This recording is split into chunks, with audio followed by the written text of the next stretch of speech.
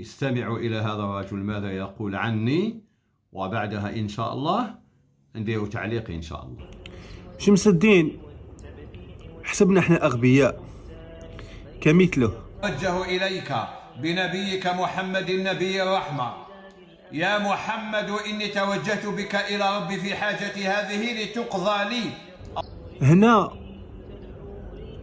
أوقع نفسه في التحريف، أضاف فيها يا محمد، وفي الحديث لا يوجد يا محمد. هنا وقع في التحريف. يشابهون اليهود حتى في النقولات، يحرفون الكلمة عن مواضعها. خلاص استمعتم. هو يزعم ويدعي أنني أنا وضعت كلمة يا محمد، والنبي عليه الصلاة والسلام لم يقلها، وإنما أنا زدتها في الحديث باش نوهم الناس باللي التوسل هو الطلب من المخلوق. هكذا يعتقد هذا الرجل، وهو يسمي نفسه محمد السلفي. ولذلك أنا أعوذ بالله، أنا ما نكفرك، ما نقول عليك مبتدع، ما نقول عليك والو، وإنما نقول هذا أخي مسلم جاهل مسكين، ما يعرفش، ما قراش، ما ربعش رجلو عند المشايخ، ولذلك هو يقول ما يقول. أي روحوا نشوفوا الآن هل كلمة يا محمد أنا اللي زدتها في الدعاء ولا كاينة في كتب السنة. نبداو بالسنن الكبرى للإمام النسائي. السنن الكبرى للإمام النسائي، كتاب موجود مطبوع. نروحوا إلى هذه الصفحة، إلى هذه الصفحة، ذكر حديث عثمان بن حنيف، فيذكر أن النبي صلى الله عليه وسلم علمه أن يدعو بهذا الدعاء: اللهم إني أسألك وأتوجه إليك بنبيك محمد النبي الرحمة، يا محمد. هاي صور الله يرضى عليك، صورها مليح. هاي يا محمد في سنن النسائي.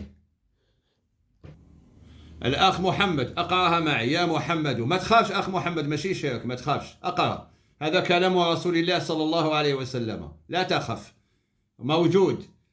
الآن يا محمد اسأل نفسك، هل أنا من وضع يا محمد ولا قالها رسول الله صلى الله عليه وسلم؟ والآن يا محمد جاوبني، شكون هو يحرف الحديث؟ من الذي يريد أن يحرف الحديث؟ من الذي يعمل عمل اليهود؟ أنت قلت عني أنني عاملت عمل اليهود فحرفت الحديث. يا محمد أقرأها، لا تخف، هذا كلام رسول الله، ورسول الله صلى الله عليه وسلم لا يعلم أمته الشرك، لا يعلم أمته الشرك. إذا صح الحديث فهو مذهبي، إذا صح الحديث فهو مذهبي. ها يا محمد. نزيد نروحوا، خلاص نروحوا إلى كتاب آخر،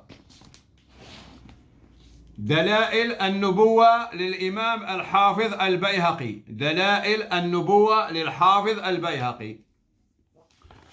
هيا نروحوا نشوفوا. هيا أخ محمد روح معايا، صفحة 167، باب ما في تعليمه الضرير ما كان به شفاؤه. وش يقول في الحديث؟ أن النبي عليه الصلاة والسلام علمه أن يقول: اللهم إني أسألك وأتوجه إليك بنبيك محمد صلى الله عليه وسلم نبي الرحمة، يا محمد. كبرها محمد، كبرها باش تشوف مليح. يا محمد. الأخ محمد، أنت اتهمتني أنني أنا أتها في الحديث لكي أنتصر إلى قولي، ولكنها من كلام رسول الله صلى الله عليه وسلم. قالها رسول الله؟ نعم قالها رسول الله صلى الله عليه وسلم، ورسول الله لا يعلم أمته الشرك. أقرأها أخ محمد، ما تخافش، والله إذا قرأتها لن تكون مشركا، وإنما تكون سنيا مسلما. نزيد نروحوا. آية معي أخ محمد، مرحبا بك. المستدرك للإمام الحاكم. لا أدري هل تعرف هذا الكتاب أو لا تعرفه. المستدرك على الصحيحين للإمام الحاكم. نروح نشوفوا هل النبي عليه الصلاة والسلام علمه أن يقول يا محمد، أو أنني أنا من وضعها كما قال الأخ محمد السلفي. نروح إلى هذه الصفحة. هيا نقراو كيف سنوقف لك الكتاب إن شاء الله باش نسهل عليك المهمة يا محمد. عن أبي أمامة بن سهل بن حنيف عن عثمان بن حنيف رضي الله عنه أن رجلا ضرير البصر أتى النبي صلى الله عليه وآله وسلم فقال: يا رسول الله، علمني دعاء أن أدعو به يرد الله علي بصري. فقال له: قل. أخ محمد وجد روحك. فقال له: قل. وماذا بيا قاع نقولوا مع سيدنا رسول الله: اللهم إني أسألك وأتوجه إليك بنبيك محمد النبي الرحمة. أقرأ أخ محمد: يا محمد، يا محمد، قد توجهت بك إلى ربي إلى ربي، اللهم شفعه فيا. زيد آخر علمه أن يقول: يا محمد. كبر الكتابة، كبر الكتابة أخ محمد، ما تخافش، هذه ليست شركا، لا تخاف، أنت مسلم، على بالي غلطوك ولعبوها لك. اقرأ يا محمد، يا محمد. زيد. هاي الهدية اللي نهديها لك. وش يقول؟ وش يقول؟ هذا حديث وش يكون؟ صحيح على شرط شكون؟ البخاري. هذا حديث صحيح على شرط البخاري. هيا الأخ محمد قول لنا الآن شكون يحرف الحديث؟ أنت ولا أنا اللي راني نحرف الحديث؟ هيا نكمل لك، ما عنديش الوقت لأن عشرات كتب الحديث. نروح إلى كتاب من أروع ما ألف في الدعاء، الترغيب في الدعاء للإمام الحافظ المقدسي أبي محمد عبد الغني المقدسي. هاك معايا أخ محمد؟ زومي الكتاب كما دخلت في الانترنت وبحثوا، ابحث هنا. هيا نروح إلى هذه الصفحة، إلى هذه الصفحة، إلى هذه الصفحة. ويروي الحديث بسنده، يروي الحديث يقول أن النبي عليه الصلاة والسلام علمه أن يقول: اللهم إني أسألك وأتوجه إليك بنبي محمد نبي الرحمة، يا محمد، يا محمد. موجودة في الحديث ولا غير موجودة؟ وزدت قلت بلي هذا عمل اليهود، مال الإمام الحافظ المقدسي يعمل عمل اليهود، الحاكم عمل عمل اليهود، الإمام النسائي عمل عمل اليهود، البيهقي عمل عمل اليهود. زيد تبع مليحة. واش مكتوب هنا؟ يا محمد، يا محمد. هذه رواية الإمام الطبراني. يا محمد.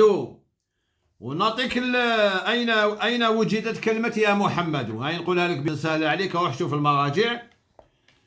محمد رواها الإمام البخاري في التاريخ الكبير، وابن السني في عمل اليوم والليلة، وابن أبي حاتم في العلل، والحاكم في المستدرك، والطبراني في الدعاء، وفي المعجم الكبير، وفي المعجم الصغير، والبيهقي في دلائل النبوة، والضياء المقدسي في المختارة، وابن عساكر في 40 حديثا. يعني عشرات المحدثين رووها يا محمد. الآن الأخ محمد السلفي تستغفر وتتوب وتطلب السماح وتقول ما نزيدش نعاود، وتروح تتعلم، ولا تكفر أحدا ولا تبدع أحدا وتقول راني غلطت، ولا تكمل في طريق العماية اللي راك فيه. أقسم بالله الذي لا إله إلا هو، لو كان رحت أنا تحققت وصبت كلمة يا محمد وغير موجودة وأنا قلتها، والله أتوب وأستغفر وأندم ونجي نسلم لك على راسك ونقول لك بارك الله فيك، هاك نبهتني، لأن النبي عليه الصلاة والسلام يقول: من كذب علي متعمدا فليتبوأ مقعده من النار. مسألة خطيرة. الآن اسأل نفسك، وماذا بيا كاع اللي راهم يسمعونا يسألوا شكون اللي كذب على النبي عليه الصلاة والسلام؟ شكون؟ هل يا محمد موجودة في الحديث ولا ماشي موجودة؟ ونسهل لك المهمة أخ محمد. واش دير؟ وكاع اللي يسمع فينا الآن كاع إنسان ويسمع فينا، ادخل إلى الإنترنت، اكتب يا محمد إني أتوجه بك إلى ربي، يا محمد إني أتوجه بك إلى ربي، وانظر واش يخرج لك. فإذا وجدتها موجودة في كتب السنة فعليك أن تستغفر وتتوب وتندم على ما فعل. وإن لم تجدها كلمني واتصل بي، نجي نسجل فيديو نقول أني غلطت، أني أضفت كلمة إلى حديث رسول الله صلى الله عليه وسلم، وجل من لا يخطئ. فهمت يا محمد؟ شكرا. بالنسبة